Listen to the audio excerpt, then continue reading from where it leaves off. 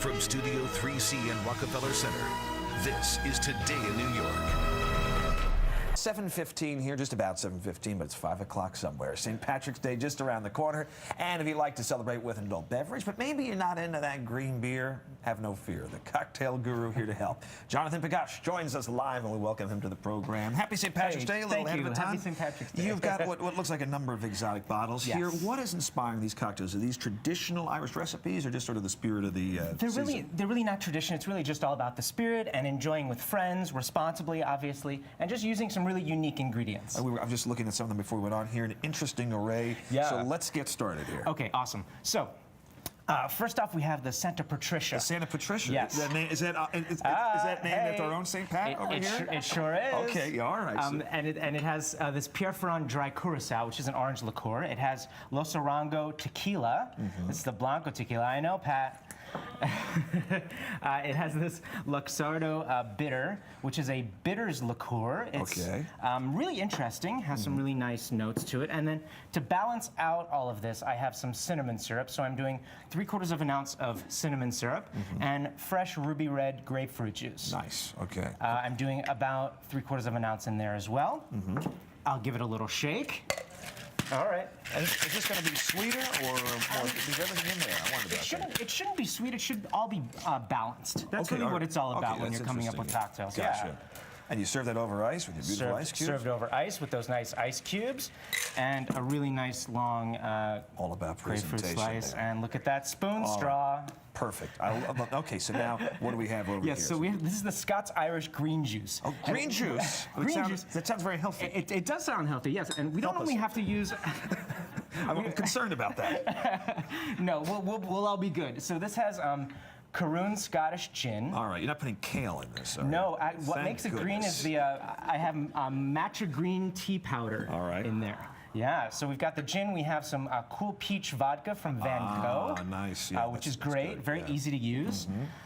This is an ingredient from Perfect Puree. This is a thyme and citrus blend. Thyme and citrus. Yeah, this is easy to get. You can get this on Amazon. It's a really nice ingredient. That's a nice mixer. And boy, you're right, it is very good. What's making it green again? Is that the powder? matcha green tea powder. That's the powder. powder. You know, you see that at coffee shops and stuff. Okay. And so we'll give that a little shake, and we will strain it out into our rocks glass. All right.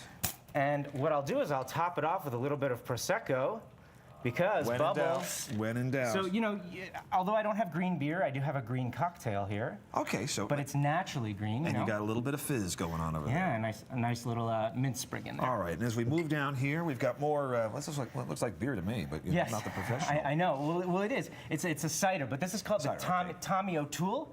And that's because it has a Scotch whiskey called Tom and Toole. I knew. Okay, you had to get some whiskey in this. Okay, all right. Got to get a little bit of whiskey in there. So I'm using Tom and Toole, which is a single malt Scotch whiskey. Putting that into my mixing glass. Okay. I have a dry vermouth. Dry vermouth into whiskey. I would never think that. Normally in a Manhattan you would do sweet vermouth, right? Yeah, of course. This is kind of a Manhattan variation. I have some celery bitters. You could use black walnut bitters, which I love to use as well. Gives it a really interesting note. You wouldn't use Angostura though. You could use Angostura, yeah. And this is Angry Orchard cider. Okay. So that is a really interesting ingredient.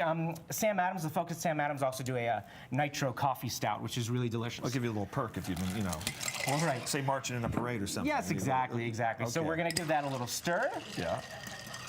And this you're putting in the traditional cocktail glass. I am. Isn't that a nice coupe? We call it a coupe glass. That's old school right there. It is old school. And you're garnishing with what here? With an orange twist. Okay. Nice long oval orange twist. Look at that. Just like that over the top. All right. And say at the end of the day you might want a little coffee. Something. This is, and I love Irish coffee. Interesting take on it, though. So you've heard of the Irish exit, right?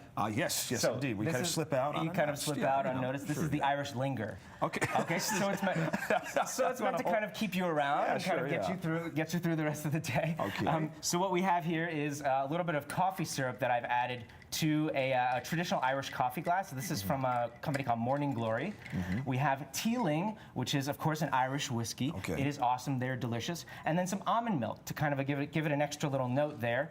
And a nice little piece of mint on top. Very good. And it's like an iced Irish coffee. Well, what a nice twist. Yeah. All right, very good. Jonathan, thank you. Man, we flew through those. Appreciate it. Gave us a lot of good ideas. There is more to it than green beer. Yeah. Exactly. And please, everyone, enjoy responsibly. Always, Jonathan. Thank you very much. Thank you. The Cocktail Guru with us once again. One of those recipes up on NBCNewYork.com for you as well.